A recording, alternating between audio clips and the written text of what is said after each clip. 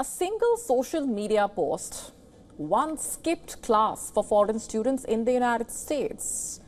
The rules are getting razor sharp. The Trump administration has drawn a hard red line. One wrong move, it seems, and you could be packing your bags for back home. With over 1 million international students in the United States, including hundreds of thousands from India and China, the stakes have never been higher. Our next report telling you more. The message from Washington is blunt: zero tolerance. The Trump administration has slammed the brakes on new student visa interviews worldwide, signaling a sweeping crackdown on foreign students. The new rules are clear, and the consequences are severe deportation, visa revocation, and a permanent black mark on record. The suspension of visa processing came as Harvard students protested after the government said it intended to cancel all remaining financial contracts. Harvard students are calling the move an attack by President Trump on the prestigious institution. I'm graduating this week, and so I think, well, not only is this my last week as a Harvard student, but it's a very important week as all my international friends and peers and professors and researchers are at risk and being threatened of, being deported. Freedom of speech and due process, these are the foundations of the American system. These are the foundations of a free society. But Donald Trump is attacking these freedoms because they get in the way of his authoritarian takeover. This is what authoritarians do. The U.S. government plans to ramp up vetting of the social media profiles of international applicants to U.S. universities. There are 4 major criteria. Skipping classes or having poor attendance could cause deportation. Dropout or change of program without notifying the school can lead to cancellation of visa.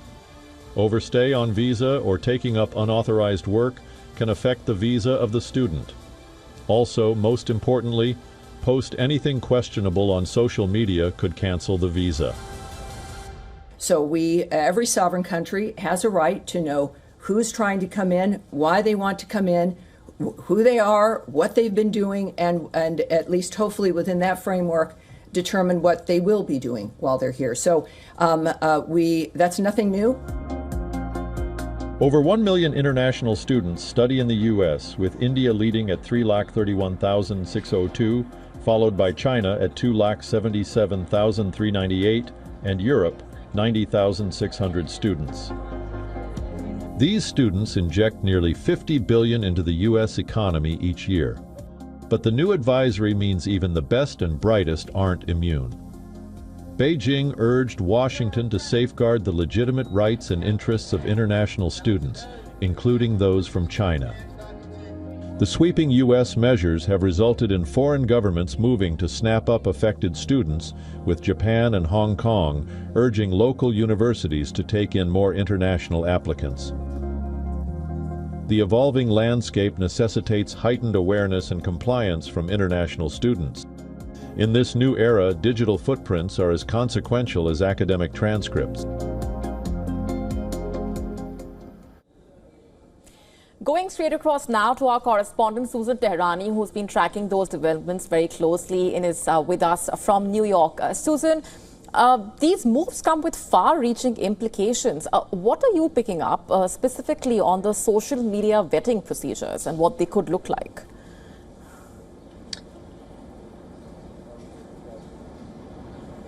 Yes, it's very interesting, Molly, because what is happening right now is that there is no major directive. They are going to be getting these directives, embassies and consulates across the world, basically, in a few days' time. So right now, because it's such a wide net, it's not clear what social media posts would be deemed problematic.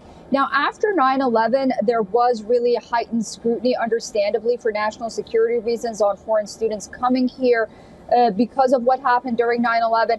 But then, this just takes it a step further. And I think the concern now is what is exactly being vetted? How far is too far? And, is a meme, for example, a problem, or is just an actual post, notably if it's sort of an anti-Israeli, pro-Palestinian protest post, or is it just something smaller like that? And I think these question marks is what has made everyone anxious, understandably, and put these foreign students in limbo right now at this time. Of course, as we mentioned in our report, as we were hearing, institutions like Harvard, Columbia University here in New York, these are Ivy League universities that really rely on international students, and they will be the ones that will be hit hardest by these measures. But it is admission season. It's at the height of admission season right now. Students are getting their responses and replies on whether or not they've been accepted to American universities. And if you're living overseas, you can imagine that preparations need to be made. And now we don't know, what's going to happen. This is just aside from the fact that those interviews are canceled indefinitely. All right, so a lot of uncertainty. We'll, of course, keep coming back to you, Susan, as and when more updates trickle in. Thanks very much for now. In fact, to unpack all of this, we also spoke earlier to Richard William Painter, American lawyer and professor at University of Minnesota Law School. Listen in to what he shared with us. What's going on here with the Trump administration is very difficult to square with legitimate national security concerns when they don't have a focus on the espionage risk or the theft of intellectual property risk. I mean, those are genuine risks we do need to address in our universities. But looking for social media content that expresses opinions about foreign conflicts, and we've got conflicts all over the world that students are going to have opinions on, but that doesn't do anything to enhance American. To stay up to speed with the latest news, download the WION app and subscribe to our YouTube channel.